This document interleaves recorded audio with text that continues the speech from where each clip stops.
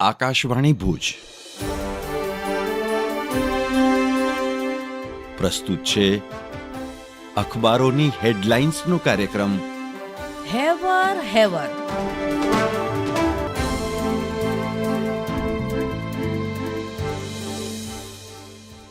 નમસ્કાર, હું મનોજ સોની.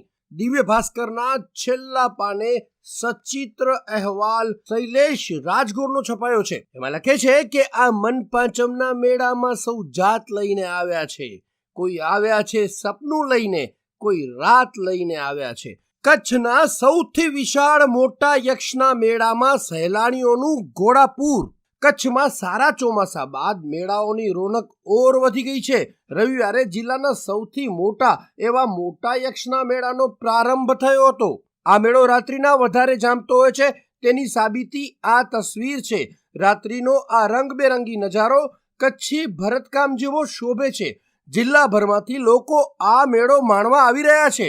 મેળામાં કવિ રમેશ પારેખની આ પંક્તિ પણ આપોઆપ યાદ આવી જાય છે. 4 દિવસીય મેળાને માણવા માટે મોટી સંખ્યામાં સહેલાણીઓ આવી રહ્યા છે, જેનાથી નાના ધંધાર્થીઓના ચહેરા પર ખુશી જોવા મળી હતી.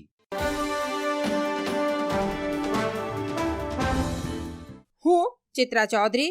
કચ્છ મિત્રના પહેલા પાને હેડલાઇન છે, શાંતિ સ્થિરતા માટે વૈશ્વિક બદલાવનું આહવાન. સંયુક્ત રાષ્ટ્ર મહાસભાના ભવિષ્ય માટે શિખર સંમેલનને વડાપ્રધાન મોદીનું સંબોધન. ભારતે બતાવી આપ્યું કે સતત વિકાસ સફળ થઈ શકે છે. કચ્છ મિત્રના છેલ્લા પાને વધુ એક હેડલાઇનમાં દેશલ પર નલિયા ધોરી માર્ગે દબાણો ઉપર બુલડોઝર. વિભા પરથી રોહા સુધી મોસુડા પાસે 9 પાકી હોટલો સહિતના બાંધકામ તોડી પાડવામાં આવ્યા. નખત્રાણા પ્રાંત અધિકારીની હાજરીમાં પોલીસની ફોજ વચ્ચે સરકારી 70 લાખની જમીન પર 9 દબાણ તૂટ્યા. હું જયેશ રાવલ. ગુજરાત સમાચારના પહેલા પાના પર 8 કોલમની હેડલાઇન છે, શેર બજારમાં રમી યુવા પેઢી બરબાદ થઈ રહી છે. સેબી છેલ્લા 3 વર્ષમાં વાયદાના જુગારમાં 1.32 કરોડ ટ્રેડર્સે રૂપિયા 1.80 લાખ કરોડ ગુમાવ્યા. વ્યક્તિગત ટ્રેડરોના ભોગે શેર દલાલો અને એક્સચેન્જ કરોડોની કમાણી કરી રહ્યા છે. 75% ટ્રેડરોને F&Oની લત લાગી ગઈ છે. સેબીના અભ્યાસમાં બહાર આવેલી ચોંકાવનારી ચિંતાજનક બાબતો. ગુજરાત સમાચારની કચ્છ આવૃત્તિમાં અંદરના પાને હેડલાઇન છે, અંજારમાં ભારે વાહન પ્રવેશબંધી, છતાં ટ્રેલર ઘૂસ્યું અને પુલ ઉપર પલટી ગયું. કલાકો સુધી ટ્રાફિક જામ રહેતા એમ્બ્યુલન્સ પણ અટવાઈ. વાહનો માટે રસ્તો ડાયવર્ટ કરવો પડ્યો. લોકો પરેશાન.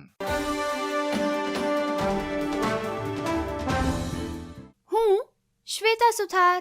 સંદેશના પહેલા પાને હેડલાઇન છે, ઇઝરાયેલે લેબનોનમાં 800થી વધુ સ્થળે હુમલા કર્યા, 274ના મોત, 1000 ઘાયલ. હુમલા પહેલા ઇઝરાયેલે લેબનોનના નાગરિકોને ઘર ખાલી કરવા ચેતવણી આપી હતી. 2006 પછીનો સૌથી ઘાતકી દિવસ. મૃત્યુઆંક વધવાની સંભાવના. હિઝબુલ્લાએ હથિયારો અને વિસ્ફોટકો સંતાડ્યા હતા તે ઇમારતોને નિશાન બનાવી હોવાનો ઇઝરાયેલી સેનાનો દાવો. સંદેશના પહેલા પાને અન્ય એક સમાચારમાં, લાપતા લેડીઝ, ભારતની ઓસ્કારમાં ઓફિશિયલ એન્ટ્રી. 13 સભ્યોની સિલેક્ટેડ કમિટી દ્વારા સર્વાનુમતે ફિલ્મની પસંદગી. એનિમલ, મહારાજા, કલ્કી, 2898 AD સહિત 29 ફિલ્મો રેસમાં હતી. હું નીરજ મચ્છર. ધ હિન્દુના સમાચાર.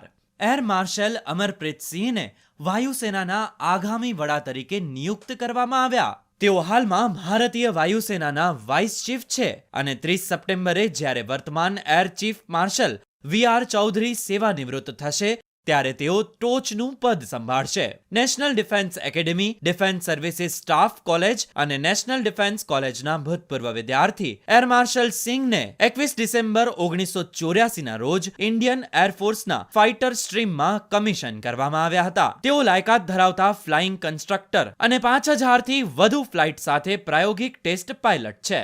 એર માર્શલ સિંહે ઓપરેશનલ ફાઇટર સ્ક્વોડ્રન અને ફ્રન્ટલાઇન એરબેઝને કમાન્ડ કરી છે. ટેસ્ટ પાયલોટ તરીકે તેમણે મોસ્કો, રશિયા ખાતે MiG-29 અપગ્રેડ પ્રોજેક્ટ મેનેજમેન્ટ ટીમનું નેતૃત્વ કર્યું. લાઇટ કોમ્બેક્ટ એરક્રાફ્ટ તેજસના ફ્લાઇટ પરીક્ષણની દેખરેખ રાખતા નેશનલ ફ્લાઇટ ટેસ્ટ સેન્ટરમાં પ્રોજેક્ટ ડિરેક્ટર પણ હતા. 1 ફેબ્રુઆરી 2023ના રોજ વાઇસ ચીફ તરીકેનો કાર્યભાર સંભાળતા પહેલા તેમણે સેન્ટ્રલ એર કમાન્ડમાં air officer commanding in chief તરીકે સેવા આપી હતી. એર માર્શલ પરમ વિશિષ્ટ સેવા મેડલ અને અતિ વિશેષ સેવા મેડલથી આભૂષિત છે.